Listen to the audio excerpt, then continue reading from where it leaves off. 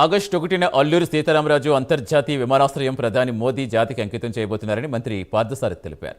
Bhogapuram airport Uttarandhra అభివృద్ధిలో కీలక మైలురాయిగా మారనుందన్నారు.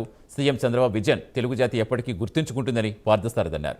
భోగాపురం విమానాశ్రయంతో ఉత్తరాంధ్ర జిల్లాల ఆర్థిక అభివృద్ధి కొత్త అధ్యాయం ప్రారంభమవుతుందని తెలిపారు. ఏపీ నుంచి వెళ్లిపోయిన పెట్టుబడిదారులు ఇప్పుడు మళ్లీ రాష్ట్రం వైపే చూస్తున్నారని, పెట్టుబడులపై పెద్ద ఎత్తున చర్చలు సాగుతున్నాయని చెప్పారు. మంత్రి లోకేష్ తన వ్యక్తిగత పరిచయాలతో సాఫ్ట్వేర్ కంపెనీలు రాష్ట్రానికి తీసుకొస్తారని పేర్కొన్నారు.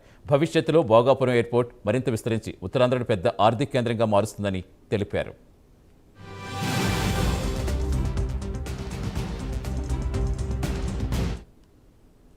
వచ్చిన తర్వాత ప్రపంచమంతా కూడా, ప్రపంచమే కాదు ప్రత్యేకంగా భారతదేశంలోని రాష్ట్ర ప్రభుత్వాలన్నీ కూడా వాట్స్ హ్యాపెనింగ్ ఇన్ ఆంధ్రప్రదేశ్, ఏ విధంగా వెళ్ళిపోయింది అని చెప్పేసి అందరూ ఆశ్చర్యంతో చూడాల్సిన పరిస్థితి మరి ఈరోజు మరి గూగుల్ ద్వారా వచ్చిందని చెప్పేసి మనం చేస్తాం.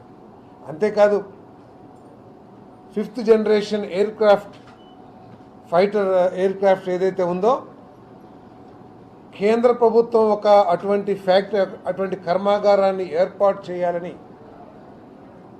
ఆలోచన తెలియగానే మన రాష్ట్ర నాయకత్వం ముఖ్యమంత్రి గారు లోకేష్ గారు